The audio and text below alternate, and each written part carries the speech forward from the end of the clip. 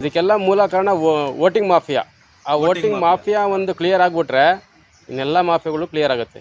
ಉಪೇಂದ್ರ ಅವ್ರಿಗೆ ನೀವು ಪ್ರಜಾಕೀಯ ಮಾಡಕ್ಕೆ ಕೊಟ್ಟಿದ್ದೀರಾ ಅಥವಾ ಬಿಸ್ನೆಸ್ ಮಾಡಕ್ಕೆ ಕೊಟ್ಟಿದ್ದೀರಾ ಅಥವಾ ಸಿನಿಮಾ ಮಾಡಕ್ಕೆ ಕೊಟ್ಟಿದ್ದೀರಾ? ಏನು ನಿಮ್ಮ ಧ್ಯೇಯ ಏನು? ಉಪೇಂದ್ರ ಅವರು ಸಿನಿಮಾ ಮಾಡೋದ್ರ ಮೂಲಕ ದುಡ್ಡು ಮಾಡಕ್ಕೆ ಕೊಟ್ಟಿದ್ದಾರಾ, ಇಲ್ಲ ನಾನು ಇನ್ನೂ ಹೀರೋ ಆಗಿದ್ದೀನಿ ಅನ್ನೋದಕ್ಕೆ ಹೊಟ್ಟಿದ್ದಾರಾ? ಎಷ್ಟೋ ಅಭಿಮಾನಿಗಳ ಮತ್ತು ಎಷ್ಟೋ ಜನರ ಒಂದು ಕ್ವಶನ್ನು. ನಮಸ್ಕಾರ ಎಲ್ರಿಗೂ. ಸೊ ಇವತ್ತಿನ ಟಾಪಿಕ್ಕು UI ಮೂವಿ. UI ಅಂದರೆ ನೀನು ನಾನು ಸಿನಿಮಾ ಬಂದಿದೆ. ಉಪೇಂದ್ರ ಅವ್ರು ನಿರ್ದೇಶನ ಮಾಡಿದ್ದಾರೆ, ಅವರೇ ಆ್ಯಕ್ಟಿಂಗ್ ಮಾಡಿದ್ದಾರೆ. ಎಲ್ಲರೂ ಹೇಳ್ತಾರೆ ತಲೆ ಹುಳ ಬಿಟ್ಟವ್ರೆ ಅಂತ, ಕೆಲವ್ರು ಹೇಳ್ತಾರೆ ಹೆಬ್ಬ ಬಿಟ್ಟವ್ರೆ ಅಂತ, ಇನ್ನು ಕೆಲವ್ರು ಹೇಳ್ತಾರೆ ಏನೂ ಅರ್ಥ ಆಗಿಲ್ಲ ಅಂತ, ಇನ್ನು ಕೆಲವ್ರು ಹೇಳ್ತಾರೆ ಇದು ಏನೋ ಒಂಥರ ಎಂಟರ್ಟೈನ್ಮೆಂಟ್ ಸಿನಿಮಾ ಅಲ್ಲ ಅಂತ. ಸೊ ಓವರಾಲ್ ಏನಿದು ನಿಮ್ಗೇನು ಗೊತ್ತು?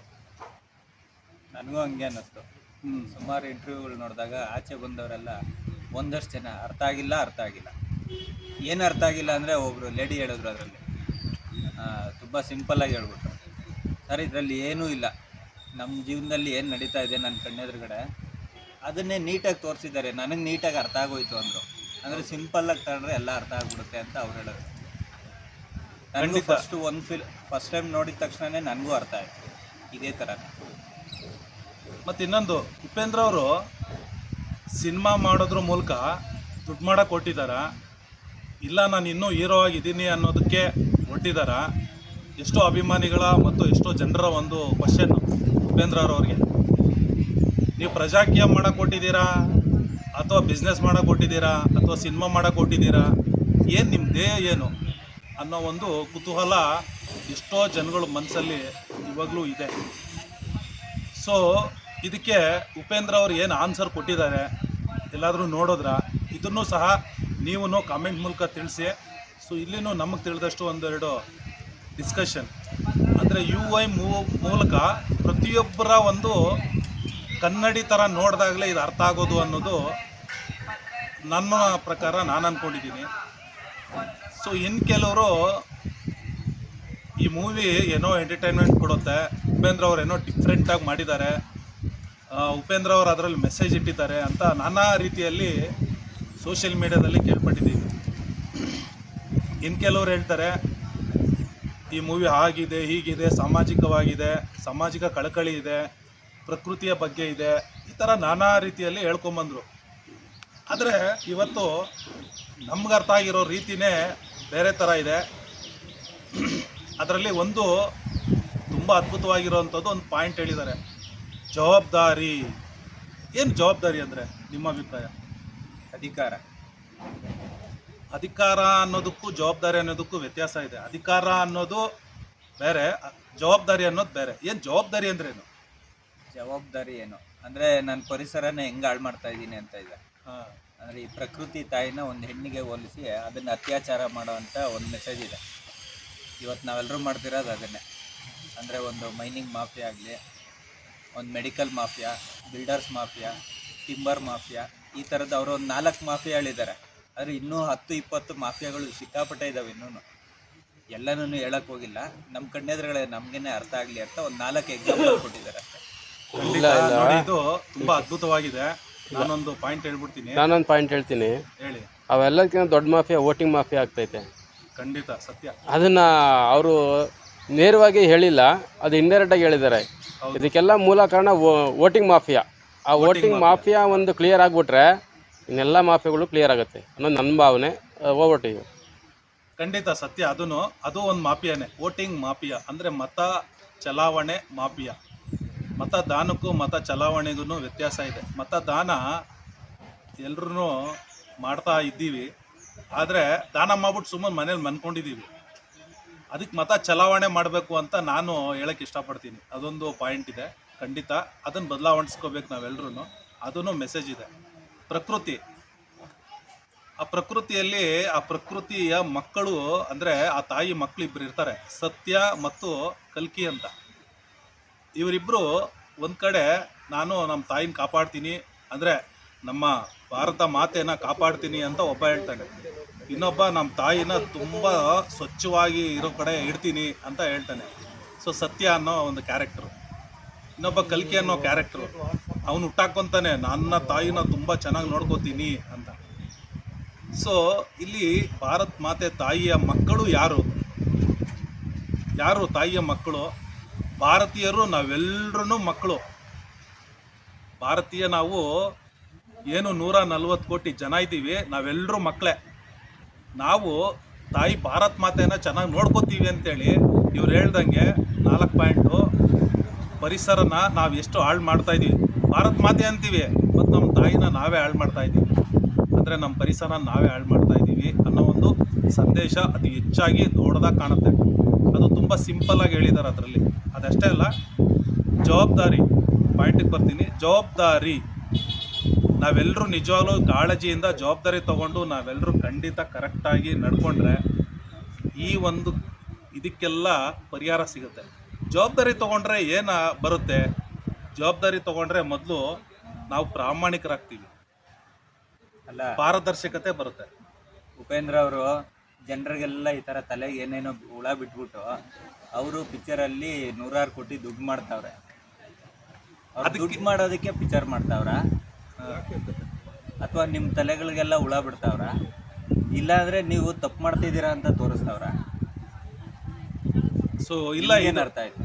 ಇಲ್ಲ, ಇದು ಸಿನಿಮಾ ಮಾಡಿರೋದು ಒಂದು ಕಡೆ ಬಿಸ್ನೆಸ್ಸೂ ಹೌದು, ಮತ್ತು ಆ ಸಿನಿಮಾ ಮೂಲಕ ಮೆಸೇಜ್ ಕೊಡ್ತಾ ಇರೋದೂ ಹೌದು. ಯಾಕೆಂದರೆ ನಾನೇನು ಅನ್ನೋದು ನನಗೆ ತಿಳ್ಕೊತಾ ಇರೋದೂ ಹೌದು. ಮತ್ತು ಇನ್ನೊಂದು, ನಮ್ಮ ಈ ಪ್ರಜಾಕೀಯ ಬಗ್ಗೆ ಹೇಳ್ತಾ ಇರೋದೂ ಹೌದು. ಯಾಕೆಂದರೆ ಈಗಿನ ಈ ಕೆಟ್ಟ ಪ್ರಪಂಚದಲ್ಲಿ ಸತ್ಯ ಅನ್ನೋದಕ್ಕೆ ಎಷ್ಟು ಬೇಗ ಸತ್ಯ ಹೇಳಕ್ಕೆ ಬಂದರೆ ಅಂಥದ್ದನ್ನು ಎಷ್ಟು ಬೇಗ ಸಾಯಿಸ್ತಾರೆ ಅಂತೇಳಿ ಸತ್ಯ ಅನ್ನೋ ಕ್ಯಾರೆಕ್ಟರ್ ಮೂಲಕನೂ ತೋರಿಸ್ತಾ ಇದ್ದಾರೆ. ಚಾನ್ಸ್ ಕೊಡ್ತಾ ಇದ್ದಾರೆ ಪ್ರತಿ 5 ವರ್ಷಕ್ಕೊಂದು ಸತಿ. ಅಲ್ಲಿ ಒಬ್ಬ ಹುಡುಗ ಅರಮನೆಯಲ್ಲಿ ಮನ್ಕೊಂಡು ಎಲ್ಲರೂ ಗಾಬರಿಯಿಂದ ಎದ್ದು ಬರ್ತಾರೆ. ಎದ್ದು ಬಂದಾಗ ಅಲ್ಲಿ ಒಬ್ಬ ಹುಡುಗ ಹೇಳ್ತಾನೆ, ಆ ಹುಡುಗನ ಕ್ಯಾರೆಕ್ಟರ್, ಆ ಹುಡುಗನ ಹೆಸರು ನವೀನ್ ಸೊಕ್ಕೆ. ಅವ್ರು ಹೇಳ್ತಾರೆ, ಇಲ್ಲ ನಮ್ಮಲ್ಲೇ ಯಾರೋ ಒಬ್ಬರನ್ನ ನಿಲ್ಲಿಸ್ಬಿಟ್ಟು ನಮ್ಮ ಒಬ್ಬ ಕೆಲಸಗಾರನ ಕಾರ್ಮಿಕನ ಆಯ್ಕೆ ಮಾಡಿಕೊಂಡು ಈ ಅರಮನೆ ನಾವೇ ಮೇಂಟೈನ್ ಮಾಡೋಣ ಅಂತಾರೆ. ಅಂದರೆ ಕರ್ನಾಟಕ ಅಥವಾ ಭಾರತ ದೇಶನ ನಾವೇ ಮೇಂಟೈನ್ ಮಾಡೋಣ, ನಾವೇ ಪ್ರಾಮಾಣಿಕವಾಗಿ ಈ ಮೊಬೈಲ್ನಿಂದ ಎಲ್ಲರನ್ನೂ ಕನೆಕ್ಟ್ ಮಾಡಿ ಅಂತ ಹೇಳ್ತಾರೆ. ಅದನ್ನು ಕೇಳಲ್ಲ. ಆವಾಗ ಸೊ ಜವಾಬ್ದಾರಿ, ನೀವಾಗ್ಲೇ ಜವಾಬ್ದಾರಿ ಬಗ್ಗೆ ಹೇಳ್ತಾ ಇದ್ರಿ. ಏನ್ ಜವಾಬ್ದಾರಿ ಅಂತ. ಆದ್ರೆ ಸಿನಿಮಾ ನೋಡ್ಕೊ ಬಂದವ್ರು ಎಲ್ರು ಹೇಳ್ತಾ ಇದ್ರು, ಬಿಡ್ರಿ ಏನ್ ಜವಾಬ್ದಾರಿ, ಈ ಅಪ್ಪಂಗ್ ಮಾಡೋ ಕೆಲ್ಸ ಇಲ್ಲ, ಏನೇನೋ ತೆಗ್ದವ್ನು, ಏನು ಅರ್ಥನೇ ಆಗ್ಲಿಲ್ಲ ಅಂತಂದ್ರು. ನೀವ್ ನೋಡಿದ್ರೆ ನನ್ಗೆ ಅರ್ಥ ಆಯ್ತು ಜವಾಬ್ದಾರಿ ಅಂತಿದ್ದೀರಾ. ಏನ್ ಜವಾಬ್ದಾರಿ ಅದು? ಸರ್ ಇಷ್ಟೇ, ಜವಾಬ್ದಾರಿ ನಾವು ತಗೊಂಡ್ಲಿಲ್ಲ, ರೆಸ್ಪಾನ್ಸಿಬಿಲಿಟಿ ನಾವು ತಗೊಂಡ್ಲಿಲ್ಲ ಅಂತಂದ್ರೆ ಏನೇನಾಗುತ್ತೆ ಅಂತ ಅದ್ರಲ್ಲಿ ಸ್ಪಷ್ಟವಾಗಿ ತೋರಿಸಿದ್ದಾರೆ. ಸೊ ಜವಾಬ್ದಾರಿ ತಗೊಂಡ್ರೆ ಏನಾಗುತ್ತೆ ಅನ್ನೋದಕ್ಕೊಂದು ಸಣ್ಣದಾಗಿ ಉದಾಹರಣೆ ಕೊಡ್ತೀನಿ ನಾನು. ಈಗ ಜವಾಬ್ದಾರಿ ನಾವು ತಗೊಂಡಾಗ ಏನಾಗುತ್ತೆ, ಪ್ರತಿಯೊಬ್ಬ ನಾವು ಮತದಾರರು ಈಗ ನನ್ನ ಜವಾಬ್ದಾರಿ, ನನ್ನ ಓಟಿನ ಬೆಲೆ ಏನು ಅಂತ ಮೊದಲು ನಾನು ತಿಳ್ಕೊಬೇಕು. ತಿಳ್ಕೊಂಡಾಗ ನಾನು 100% ನಾನು ಪ್ರಾಮಾಣಿಕನಾಗ್ತೀನಿ. ನಾನು ಮೊದಲು ಆ ಪ್ರಾಮಾಣಿಕನಾದಾಗ ಸಂವಿಧಾನ ತಿಳ್ಕೊತೀನಿ. ಪ್ರಾಮಾಣಿಕ ಅಂದ್ರೆ ಅದೇ 500 ರೂಪಾಯಿ ಇಸ್ಕೊಂಡ್ಮೇಲೆ ಅಲ್ಲ ಪ್ರಾಮಾಣಿಕ ಅಂದ್ರೆ ಕುಕ್ಕರ ಕಲ್ಕಿ ಯಾವ ತರ ತಳೆದ್ರೆ ಪ್ರಾಮಾಣಿಕ ಅಂತ ಅದು ರಾಜಕೀಯ. ಅರ್ಥ ಆಯ್ತಾ? ಕಲ್ಕಿ ಅವತಾರ ತಗೊಂಡು ಪ್ರಾಮಾಣಿಕತೆಯಿಂದ ಜವಾಬ್ದಾರಿ ಎಲ್ಲಾರು ಹೊಡ್ಕೊಂಡ್ ಬರ್ತಾನಲ್ಲ ಸರ್. ಆ ಅವತಾರ ತಗೊಂಡ್ರೆ ನಾವ್ ಇಲ್ಲಿ ಕುತ್ಕೊಂಡಿರಕ್ಕಾಗುತ್ತೆ? ಆ ಜವಾಬ್ದಾರಿ ಹೇಳ್ತಾರ ಅವ್ರು. ಅಂದ್ರೆ ಸಚಿನ್ ತರ ಜವಾಬ್ದಾರಿ ಇಲ್ದಂಗೆ ಸುಮ್ನೆ ಹೇಳ್ಕೊಂಡ್ಬಿಟ್ರೆ ಎಲ್ಲ ದೇಶ ಚೆನ್ನಾಗಿರುತ್ತೆ. ಅವೆಲ್ಲ ಆಗಲ್ಲ. ಕಲ್ಕಿ ತರ ಅವತಾರ ತಗೊಂಡು ಜವಾಬ್ದಾರಿ ತಗೊಂಡು ಚುಚ್ಕೊಂಡು ಕೊಚ್ಕೊಂಡು ಬಂದ್ಬಿಟ್ರೆ ಎಲ್ಲ ಚೆನ್ನಾಗಿರುತ್ತೆ. ನೀವ್ ಅದೇ ಹೇಳ್ತಾ ಇದ್ದೀರಾ? ಇಲ್ಲ, ನೀವು ಹೇಳಿದ್ ಕರೆಕ್ಟ್. ಸೊ ಅದು ಆಲ್ರೆಡಿ ತೋರಿಸಿದ್ದಾರೆ US ಸಿನಿಮಾದಲ್ಲಿ. ಅದ್ರ ಬಗ್ಗೆ ನಾನು ಮಾತಾಡಲ್ಲ, ಅದು ನಿಮ್ಮ ವಿಚಾರಕ್ಕೆ ಬಿಟ್ಟಿದ್ದು. ಯಾಕೆಂದ್ರೆ US ಸಿನಿಮಾದಲ್ಲಿ ಅದೇ ತರ ಅದ್ಭುತವಾಗಿ ನಿಮ್ಗೆ ಎಲ್ರಿಗೂ ತೋರಿಸಿದ್ದಾರೆ. ನಾನು ಅದ್ರ ಬಗ್ಗೆ ಮಾತಾಡೋದೇ ಇಲ್ಲ. ಸೊ ಜವಾಬ್ದಾರಿ ನಾನು ಮೊದಲು ಪ್ರಾಮಾಣಿಕನಾಗ್ಬೇಕು. ಯಾವುದೇ ಒಂದು ವ್ಯಕ್ತಿಗಾಗ್ಲಿ, ಒಂದು ದೊಡ್ಡ ನಾಯಕ ಬೇಕು ಅನ್ನೋದಾಗ್ಲಿ, ಆಮೇಲೆ ಒಂದು ಫೇಮಸ್ ಇರುವಂತ ವ್ಯಕ್ತಿಗಳಾಗ್ಲಿ ಅಲ್ಲ ನಮಗ್ ಬೇಕಾಗಿರೋದು. ನಮ್ಗೆ ಒಳ್ಳೆ ಕೆಲ್ಸಗಾರ ಬೇಕು. ಯಾವ್ದೇ ಒಂದು ಕಂಪ್ನಿಯಲ್ಲಿ ಓಪನ್ ಮಾಡಿದಾಗ ಅವನು ಒಳ್ಳೆ ಫೇಮಸ್ ವ್ಯಕ್ತಿ ಬೇಕು ಅಂತ ಕೇಳಲ್ಲ. ಅವನು ಒಳ್ಳೆ ಕೆಲ್ಸಗಾರ ಬೇಕು ನನಗೆ, ಈ ತರ ಒಳ್ಳೆ ಕೆಲ್ಸಗಾರ ಸಿಕ್ಬಿಟ್ರೆ ಅಪ್ಪ ನನ್ನ ಕಂಪ್ನಿ ತುಂಬಾ ಚೆನ್ನಾಗಿರುತ್ತೆ ಅಂತ ಮಾತಾಡ್ತಾರೆ. ಯಾವ್ದೇ ಒಂದು ಕಂಪ್ನಿ ಓಪನ್ ಆಗಿರೋದು. ಎಕ್ಸಾಂಪಲ್ ಯಾವ್ದೋ ಒಂದು ಟ್ರಾವೆಲ್ಸ್ ಓನರ್ ಆಗ್ಲಿ ಒಂದ್ 10 ಗಾಡಿ ಇದ್ರೆ ಒಳ್ಳೆ ಡ್ರೈವರ್ ಬೇಕು, ಅಂದ್ರೆ ಒಳ್ಳೆ ಚಾಲಕ ಬೇಕು ಅಂತ ಚೆನ್ನಾಗಿ ಚಾಲನೆ ಮಾಡೋರು ಬೇಕು ಅಂತ ಹೇಳ್ತಾರೆ ವಿನ ಅದು ನಾಯಕ ಬೇಕು, ಫೇಮಸ್ ವ್ಯಕ್ತಿ ಬೇಕು ಅಂತ ಹೇಳಲ್ಲ. ಸೊ ನಿಮ್ ಪ್ರಕಾರ ಜವಾಬ್ದಾರಿ ಅಂತಂದ್ರೆ ಒಳ್ಳೆ ವ್ಯಕ್ತಿನ ಆಯ್ಕೆ ಮಾಡೋದೇ ಜವಾಬ್ದಾರಿನಾ? ಅಲ್ಲ, ಒಳ್ಳೆ ಕೆಲ್ಸಗಾರನ ಆಯ್ಕೆ ಮಾಡೋದೇ ಜವಾಬ್ದಾರಿನಾ? ಕೆಲ್ಸಗಾರನ ಆಯ್ಕೆ ಮಾಡ್ಬಿಟ್ಟು ಆ ಕೆಲ್ಸಗಾರನ ಹತ್ರ ನಾವು ಕೆಲಸ ಮಾಡಿಸ್ಕೊಳ್ಳೋದೇ ನಿಜವಾದ ಜವಾಬ್ದಾರಿ ಅಂತ ಆ ಕೆಲ್ಸಗಾರ ವ್ಯಕ್ತಿ ಯಾಕಾಗ್ಬಾರ್ದು ಮತ್ತೆ ನಿಮ್ ಪ್ರಕಾರ? ನಾನು ಅದನ್ನೇ ಹೇಳಕ್ ಬರ್ತಾ ಇದೀನಿ. ಮತ್ತೆ ಕೆಲ್ಸಗಾರ ಬೇರೆ ವ್ಯಕ್ತಿ ಬೇರೆ ಅನ್ನೋದು ನೀವ್ ಯಾಕೆ ಬಿಂಬ ಮಾಡ್ತಾ ಇದೀರಾ? ಹಂಗಲ್ಲ, ಯಾರೇ ಬಂದ್ರುನು ಉಪೇಂದ್ರ ಅವ್ರು ಅದನ್ನೇ ಸರ್ ಹೇಳ್ತಾ ಇರೋದು, ವ್ಯಕ್ತಿ ಬೇರೆ ಕೆಲ್ಸಗಾರ ಬೇರೆ ಅನ್ನೋದನ್ನೇ ಬಿಂಬಿಸ್ತಾ ಇರೋದು ಎಲ್ಲಾ ಕಡೆನೂ. ಖಂಡಿತ. So ನಾನೇನ್ ಹೇಳ್ತಾ ಇದ್ದೀನಿ, ಆ ವ್ಯಕ್ತಿ ಯಾರೇ ಆಗಿದ್ರು ಆ ವ್ಯಕ್ತಿ ನನ್ಗೆ ಒಬ್ಬ ಕಾರ್ಮಿಕ ಕೆಲ್ಸಗಾರನಾಗಿ ಬರ್ಬೇಕು ಅಂತ ನಾನ್ ಹೇಳಕ್ ಬರ್ತಾ ಇದ್ದೀನಿ. ಆ ವ್ಯಕ್ತಿ ಯಾರಾಗಿದ್ದಾರೆ ಅನ್ನೋದಕ್ಕಿಂತ ನನಗೆ ಕೆಲಸ ಮಾಡಿಸ್ಕೊಳ್ಳೋದು ಇಂಪಾರ್ಟೆಂಟ್ ಅನ್ನೋದು ನನ್ ಮೈಂಡ್ ಅಲ್ಲಿ ಇರ್ಬೇಕು. ಅದು ನಿಜವಾದ ಜವಾಬ್ದಾರಿ ಆಗಿರ್ಬೇಕು ನಮ್ದು ಅಂತ ನಾನ್ ಹೇಳಕ್ ಇಷ್ಟಪಡ್ತಾ ಇದ್ದೀನಿ. ಸೊ ಹಾಗಾದ್ರೆ ಇಷ್ಟು ದಿವಸ ಇರೋ ನಮ್ ಪ್ರಜೆಗಳು ಎಲ್ಲವ ಜವಾಬ್ದಾರಿ ಇಲ್ದಂಗೆ ಬೇಜವಾಬ್ದಾರಿಯಿಂದ ಯಾರ ಕಡೆ ಕೆಲಸ ಮಾಡಿಸ್ದಂಗೆ ಇಷ್ಟು ಸಮೃದ್ಧಿಯಾಗಿ ನಮ್ ದೇಶ, ನಮ್ ರಾಜ್ಯ, ನಮ್ ಜಿಲ್ಲೆ, ಗ್ರಾಮ ಎಲ್ಲ ಆಯ್ತದವ. ಖಂಡಿತ. ಈಗ ಯಾರಾದ್ರೂ ಒಬ್ರಾದ್ರೂ ಹೇಳಿ ನಮ್ ಕರ್ನಾಟಕದಲ್ಲಿ ಬಜೆಟ್ ಮಾಡ್ತಾರಲ್ಲ, ಆ ಬಜೆಟ್ ಪ್ರಕಾರ ಯಾವ್ದಾದ್ರೂ ನಡೆದಿದ್ಯಾ ಒಂದು? ಆಮೇಲೆ 3,84,000 ಕೋಟಿ ದುಡ್ಡು ಎಲ್ಲಿ ಖರ್ಚಾಗೈತೆ ಅಂತ ಯಾರಾದ್ರೂ ಒಬ್ರು ದಯವಿಟ್ಟು ತಿಳಿಸಿ. ಆಮೇಲೆ ನೀವು ಆರ್ಟಿಗೆ ಹಾಕೊಳ್ರಿ, ತಿಳಿತದೆ ಅಂತ ಹೇಳ್ಬೇಡಿ. ನೋಡಿ, ಇದು ಇದ್ದಿದ್ದು ದೊಡ್ಡ ದಡ್ಡತನ ಇದು. ಸೊ ನನ್ನ ಅಕೌಂಟು ಬ್ಯಾಂಕ್ ಅಲ್ಲಿ ಗೌರ್ಮೆಂಟ್ ಗೆ ಓಪನ್ ಮಾಡಿ ಇಟ್ಟಿದ್ದೀನಿ. ಅದೇ ತರ ನಂದೇ ದುಡ್ಡು ನಂದೇ ತೆರಿಗೆ ಹಣ ಅಂತ ನಾನು ಹೇಳ್ತಾ ಇದ್ದೀನಿ. ಅದು ಏನು ಖರ್ಚಾಗ್ತದೆ ಅಂತ ನನಗೆ ಗೊತ್ತಿಲ್ಲ ಅಂದ್ರೆ ಇದು ಏನ್ ಅರ್ಥ ಅಂತ ನನಗೆ ಅರ್ಥ ಆಗ್ತಿಲ್ಲ. ಖರ್ಚಾಗ್ತೈತಲ್ಲ, ಈಗ ನೀವ್ ಇಲ್ಲಿ ಎದುರುಗಡೆ ನೋಡ್ಲಿಲ್ವಾ? ಹೌದು, ಕಾಂಕ್ರೀಟ್ ಮಿಕ್ಸರ್ ಈಗೆಲ್ಲ ಮಿಕ್ಸ್ ಮಾಡ್ಕೊಂಡು ಅಲ್ಲಿ ರೋಡ್ ಮಾಡ್ತಾ ಇಲ್ವಾ? ಅಲ್ಲ, ಅದೇ ಚರಂಡಿಗಳು ಮಾಡ್ತಾ ಇಲ್ವಾ? ಮೋರಿ ಮಾಡ್ತಾ ಇದ್ದಾರೆ. ಸೊ ಖಂಡಿತ ನಾನು ಅದನ್ನೇ ಆಗಿಲ್ಲ, ದುಡ್ಡೆಲ್ಲೋಯ್ತು ಈಗ ಕೆಲಸ ಮಾಡ್ತಾ ಇಲ್ವಾ? ಎಕ್ಸಾಂಪಲ್, ಒಂದು ಲಾರಿ ಮರಳು ಎಷ್ಟು ಅಂತ ಹೇಳ್ಬಿಟ್ಟು ಜನರಲ್ ಆಗಿ ನೀವು ನೋಡಿ, ಬಿಲ್ಲಲ್ಲಿ ಎಷ್ಟು ಕೋಟ್ ಮಾಡಿದ್ದಾರೆ ಅನ್ನೋದು ನಿಮಗ್ ಗೊತ್ತಾ ಅಂತ ನಾನು ಕೇಳ್ತಾ ಇದ್ದೀನಿ. ಇವಾಗ ಏನಪ್ಪ ಫೋನ್ ಎಲ್ಲ ಎಲ್ಲೇ ಹೋಗಿದ್ಯಾ? ಅರ್ಥ ಆಯ್ತಾ?